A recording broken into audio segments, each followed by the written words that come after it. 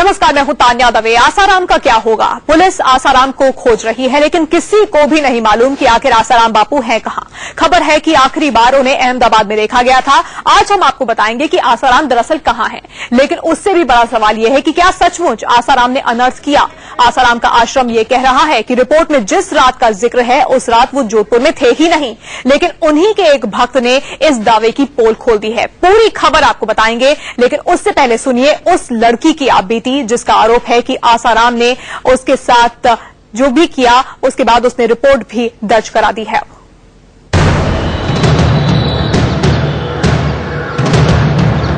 जयराम जी बोलना पड़ेगा।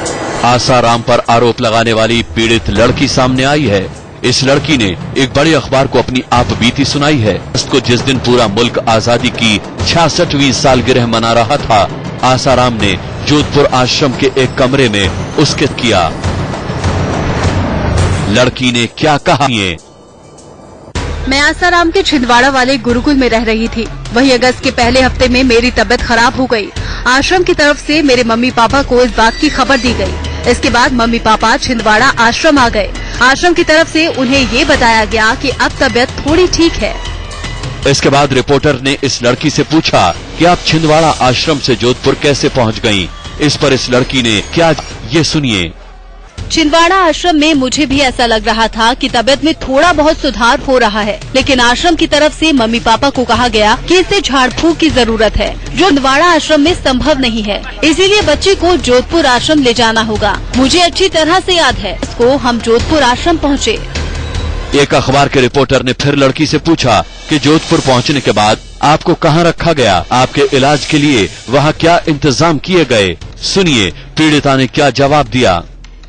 14 अगस्त को मुझे मापाई आश्रम में ले जाने के बाद 15 अगस्त को आसाराम बापू से मेरा आमना सामना हुआ। आसाराम ने खुद मेरे मम्मी पापा को कहा कि लड़की को आश्रम में छोड़ दें, इसे ठीक करने के लिए अनुष्ठान की जरूरत है। इसके बाद मैं मम्मी पापा से अलग दूसरी जगह पर ले जाई गई।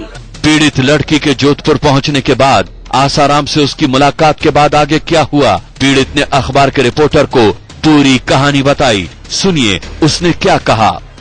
15 अगस्त की रात आसाराम मुझे अलग कमरे में ले गए। फिर उन्होंने मेरे साथ वो किया जो मैं बता नहीं सकती। मैंने आसाराम से इसका विरोध किया तो उन्होंने जान से मारने की धमकी दी। उसके बाद मैं बहुत डर गई। सवाल ये है कि लड़की ने उसी दिन ये बात अपने मम्मी पापा या रिश्तेदारों को क्यों नहीं बताई? इसका जवाब भी पीड़ित ने अखबार के रिपोर्टर को दिया है।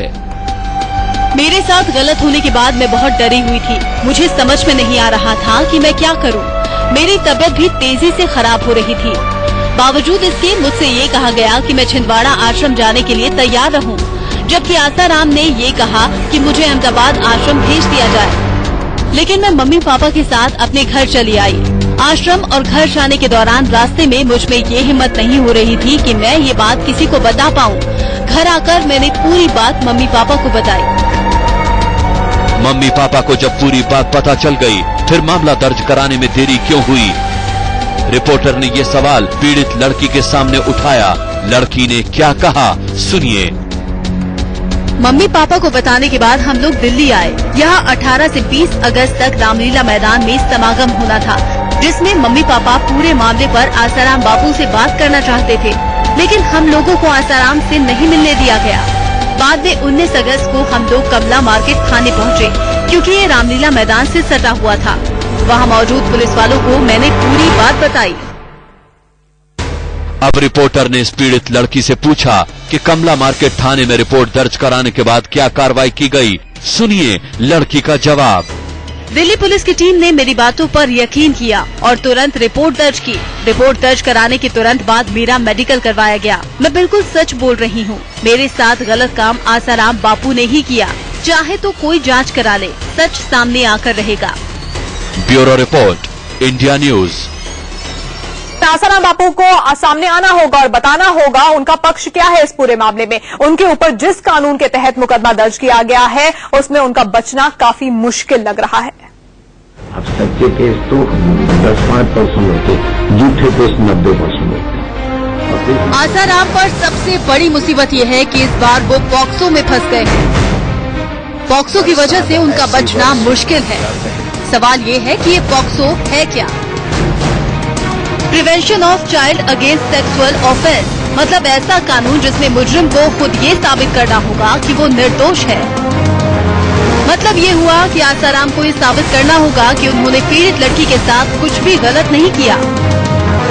पॉक्सो कानून के मुताबिक पीड़ित का बयान ही सबसे बड़ा सबूत माना जाता है और पीड़ित लड़की का बयान दिल्ली पुलिस ने 164 धारा के तहत मजिस्ट्रेट के सामने दर्ज करा दिया है। बयान दर्ज कराने से पहले सबसे बड़ा सबूत इस लड़की का मेडिकल था, जो आरोपी के खिलाफ है। ऐसे में जानकारों का कहना है कि आसाराम का बचना इस बार नामुमकिन है। Bureau report, India news. Asaram Bapu पर पहली बार इतने गंभीर आरोप लगे हैं, लेकिन ऐसा पहली बार नहीं है कि गलत वजह से वो सुर्खियों में रहे हो। इससे पहले भी आसाराम के विवादित बयान और उनकी हरकतें ऐसी रही हैं कि उन पर सवाल उठाए गए हैं।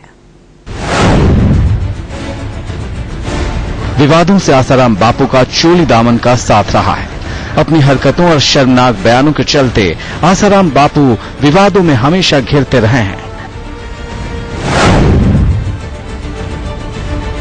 जब पूरा महाराष्ट्र सूखे की चपेट में था, तब आसाराम बापू ने पानी बचाने की अपील को नजरअंदाज करते हुए जमकर होली खेली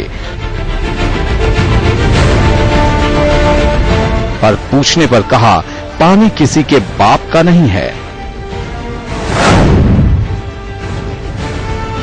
16 दिसंबर के दिल्ली गैंगरेप मामले को लेकर आसाराम बापू ने पीड़ित पर विवादित बयान दिया था। इसके बाद खूब हो हल्ला हुआ था।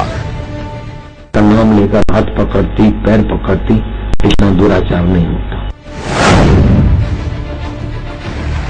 आसाराम बापू ने तब एक राष्ट्रीय न्यूज चैनल के कैमरामैन को थप्पड़ मार दिया था। बाबा अपनी तस्वीरें उतरवाना चाहते थे, लेकिन कैमरामैन ने जब ध्यान नहीं दिया तो बापू को गुस्सा आ गया और उसे थप्पड़ जड़ दिया। इसके अलावा आसाराम बापू के गुरुकुल में पढ़ने वाले 2 बच्चों की मौत के मामले में भी विवाद खड़ा हुआ था। परिजनों ने आरोप लगाया था कि बच्चों की मौत के पीछे काला जादू है। इतना ही नहीं, आसाराम बापू और उनके बेटे के खिलाफ कई राज्यों में गैर कानूनी तरीके से जमीन हड़पने का भी आरोप लगा। 6 दिसंबर 2009 को आसाराम बापू के पूर्व अनुयायी ने आसाराम और उनके 2 सहयोगियों के खिलाफ हत्या के प्रयास का मामला दर्ज करवाया। इन सब से साफ है कि विवादों से आसाराम का पुराना रिश्ता रहा है। Arjun Vinayani, Delhi, India news.